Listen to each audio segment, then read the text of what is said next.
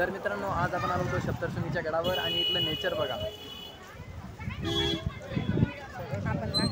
सगळीकडे जिकडे पाहिलं तिकडे धुवार आहे आणि खूपच फॉग आहे. काहीच पुढचं म्हणजे काहीच दिसत नाही आहे. फक्त गाड्यांच्या लाईट चालू आहे. लाईटच्या नुसार आपण चालतोय. इथे बघा खूपच मोठी बिल्डिंग आहे पण ती पण दिसत नाही आहे. आणि आमची फॅमिली ट्रिप आली आहे. आपण चाललो आता पार्किंगकडे. तर आणि पाऊस पण बारीक बारीक चालूच आहे. पण पावसामुळे जास्त वातावरण आता खराब होईल असं आम्हाला वाटते. कारण आता संध्याकाळचे नियरली 7 वाजता आहेत. आता इथून आपण जातोय नाशिक त्र्यंबकेश्वरला. आणि हे बघा इथं आपे म्हणजे इथे रोपवे एक ते रोपवेवरती जातं. पण ते रोपवे सुद्धा दिसत नाही आहे. इतकं धुवार झालं आहे बघा. सर्वीकडे धुवार झालं आहे. आणि काहीच म्हणजे काहीच दिसत नाही आहे.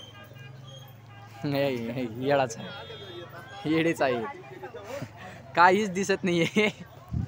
गाडी पार्किंग केली तर इथे जर पहिले आलो असतो ना, इथे खूप नेचर म्हणजे खूपच बेस्ट आहे. पण आता धुवारमुळे सगळं काही म्हणजे काहीच दिसत नाही आहे. इथे आलो आम्ही पहिले गाडी पार्क करायला, तेव्हा काहीच नव्हतं धुवार.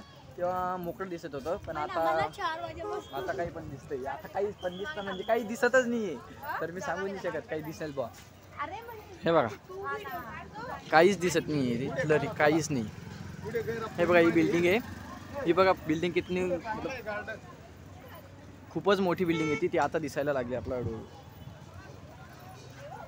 हे बघा इथे खाली आम्ही गाडी पार्क केली आहे. पण इकडे पण काहीच दिसत नाही आहे. ही गाडी रायगडहून आली आहे. हे बघा इथे किती ग्रीनरी आहे. म्हणजे खूपच छान नेचर आहे पण काहीच दिसत नाही आहे. ही गाडी आलेली आहे रायगडहून. खूपच धुवार झालं आहे. खूपच मी सांगू शकत नाही इतकं धुवार इथे झालेलं आहे.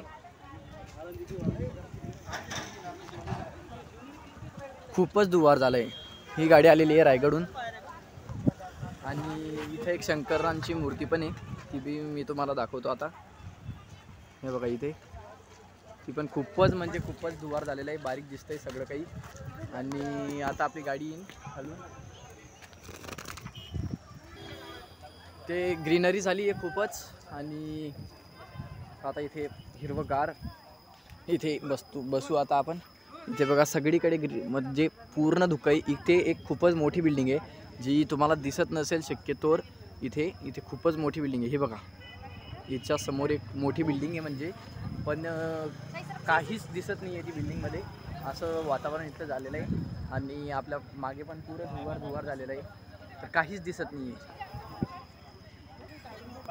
आणि मित्रांनो, मी पहिल्यापासून याचा व्हिडिओ बनवणार होतो ब्लॉग. पण बनवू शकलो नाही कारण स्टोरेज प्रॉब्लेम. तर मला आता म्हणजे मी इथे जेवून गाडीमध्ये म्हणजे 200 ते 300 फोटो डिलीट केले. तेव्हा आता हा ब्लॉग मी बनवतोय तुमच्यासाठी. आणि खूपच धुवार आहे. खूपच म्हणजे मी सांगू शकत नाही इतकं धुवार आहे. हा ब्लॉग आता आपल्या यूट्यूब चॅनलवर येईल. फक्त गाड्यांच्या लाईटा चालू करून गाडी हाकलावी लागते कारण पुढे काहीच दिसत नाही आहे. खूपच धुवार झालं आहे. आणि आम्ही जेव्हा आलो तेव्हा काहीच नाही होतं इथं. म्हणजे पुढं मोकळं दिसत होतं. पण आता खूपच धुवार झालं. हे बघा यांचे येडेचाडी. इथे काही पण येडेचाडी करत असता. हे बघा आता या फोटो काढता इथं. तर मित्रांनो, आपण आता त्र्यंबकेश्वरला जाणार आहे तिथून. आणि जसं संध्याकाळ होते तसं धूर अजून जास्त वाढत जाते. कारण आता समजत नाही आहे का वाढत येतं. जशी संध्याकाळ होते तसं धूर जास्त वाढते. मी मिळतो तुम्हाला 2 मिनिटात. तर मित्रांनो, आता आपण निघून गेलो इथून. आणि बाहेरचं तुम्हाला जर वातावरण दाखवायचं म्हणलं तर बघा इथे गाड्या येत आहे आणि धुकंच दिसते. जिकडे बघा तिकडे धुकं आहे. संपूर्ण धुकं आहे.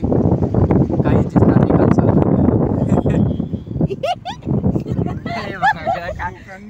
काय दुकाने डायरेक्ट सर्व पहाड व्यापून ठेवलेला आहे. आणि आम्ही जेव्हा आलो दुपारी तेव्हा